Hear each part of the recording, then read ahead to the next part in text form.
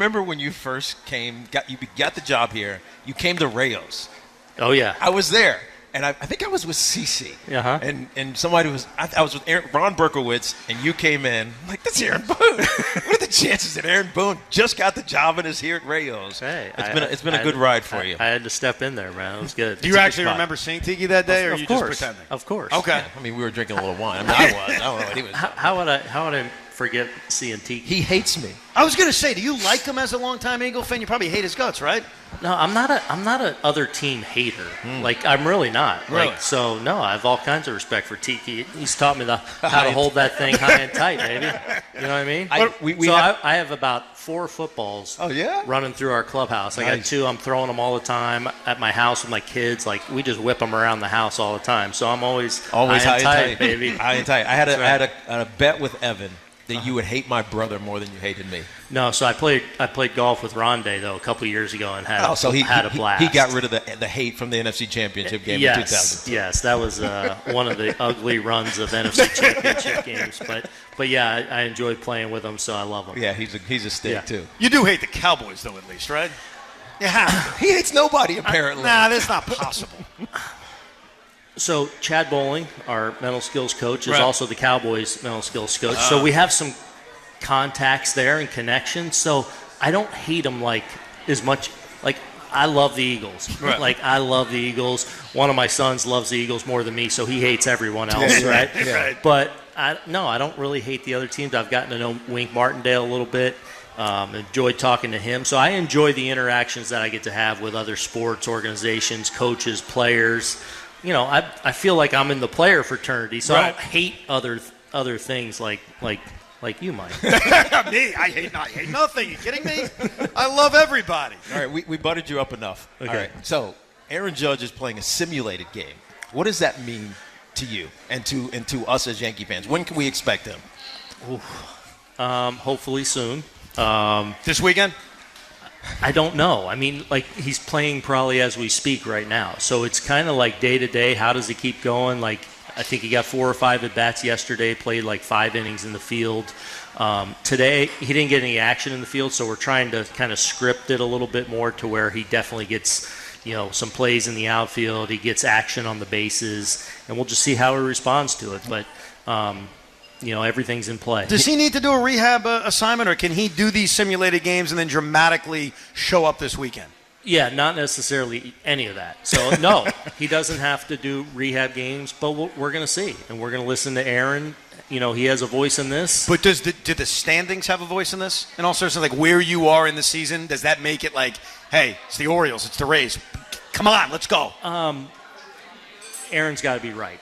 And that may not be 100%, but he's got to be able to go out there and play like Aaron Judge. So we're not going to rush that by a day or two just because of where we are in the season. We need him back at a certain level, and if that means tomorrow, next week, whenever that is, then we'll do it. Skip, I don't know if you see video of him at the plate. He hasn't played a lot in the field, but have you watched him? Have you seen it? Yes. And what does it look like to you? Because we all know that it's that back foot, that right foot, turning on that toe, which has the torn ligaments. All that looks good. Actually, I thought hitting might be the last thing that would come, and it hasn't necessarily been that. I feel like the last couple weeks in like batting practice and stuff, he's been able to load up exactly how he needs to on that back toe.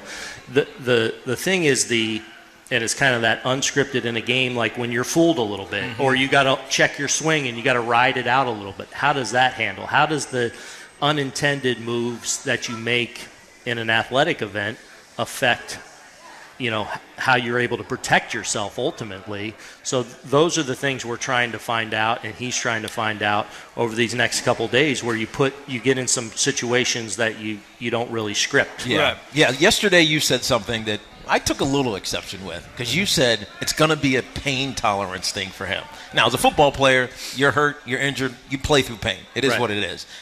The pain issue is something that I believe Aaron Judge will push through. Oh no! Why do you put that on him? Because it almost makes it, it's on him. Do you feel pain? Push through it. You know what I mean? So because I think so let's talk on the 1 to 10 scale of a pain, right? So 10's excruciating, 1's not so bad, right?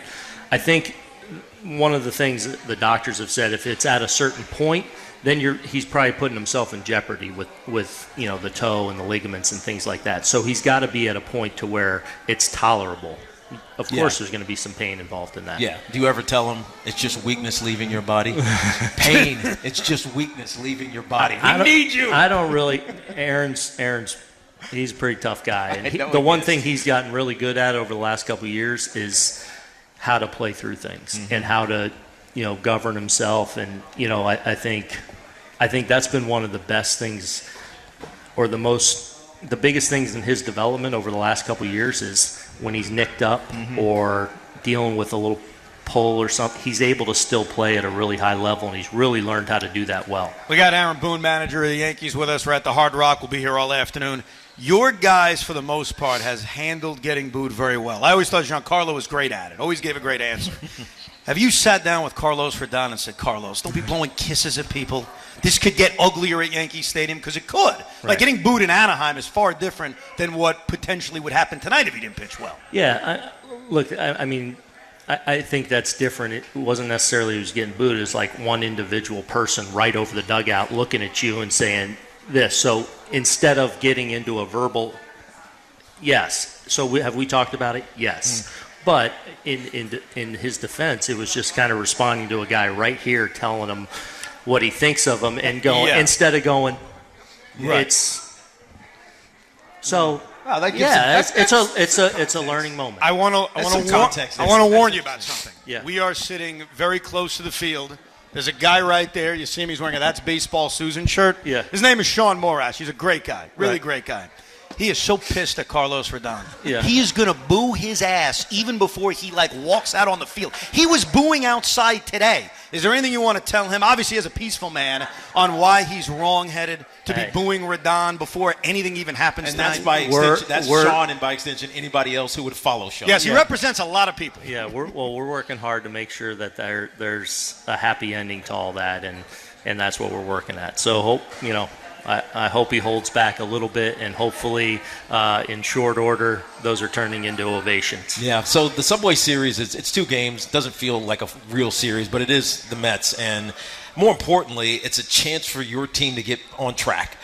As you guys push into this trade deadline period, a week or from yesterday, what's the mindset here from you as a manager? And will you have input up to Cashman about what this team needs or doesn't need? Usually, I don't have that input until we get close to things becoming a potential reality. So things that are truly on the table and potentially happening, and then he'll get my input. But especially with us being on the road last week, we talk almost every day, but right now I haven't had a ton of conversations, honestly, about trade deadline stuff. It's more my focus is kind of on our team, in our locker room. He certainly knows what we need and what we're going to potentially be able to do. The interesting thing about this deadline is it feels like 20 teams do not have a defined what they are. It could be everything from all-in teams to sort of in to sort of out to, and that may change in a couple days for a number of teams. So it's really interesting to see how this unfolds. The Yankees always seem to do something. So do you almost expect something's going to happen by August 1st, even in that market you just described? Yeah. Of course, I hope so. But again, we'll see. We'll see how the landscape defines itself, and then obviously it always takes 2 to tango. All right, so this question is unrelated to anything that's happened, because I don't want to get you in trouble. I don't want to get you fined, and I want an answer. Okay. And if I attach it to something, you're not going to want to answer. That's fine. Have you ever told a pitcher to hit somebody? For whatever reason. Like, just, you know what, drill that guy. No. Never? No. Why? Like, Even as a player, I'm sure that happened, right? As a player? You definitely did as a player. You had to. I've never said hit a guy. No. You've said code language? Huh? So you don't get caught? Like, hey, try to breeze that ball close to his back? No, and you're not trying to tie anything to last night, are Am you? I? Huh? Am I? Yeah. You didn't hear the start of the show, did you? No. You know what it is? Here's the deal. I have nothing against you guys. No, you guys weren't hitting anybody on purpose. Oh, okay. I swear. No, I'm not accusing of that. After a while, when guys continue to get hit over and over again, as you have been pissed, you get pissed. Yeah. I'm pissed as a fan. Not at you, not at Albert Abreu, but in general. Yeah. The Mets have been hit 190 times in the last 2 years, and at some point I say, can you do something? Right. Yeah, so it always bothers me sometimes when I hear the argument, well, of course he wasn't doing it on purpose. But when it does happen over and over again, I don't care that it happened on purpose or not. I want you to be a little bit fearful of even messing around in there. So, so then what should an angry fan or a manager have done when 2 guys in a row got hit? One guy may not play today. I mean, you'd be pissed, naturally. And I've seen you pissed about things like that. So what do you do? I don't think Vientos got hit. He got hit. Did you look at the replay? They didn't. Why don't you challenge it then?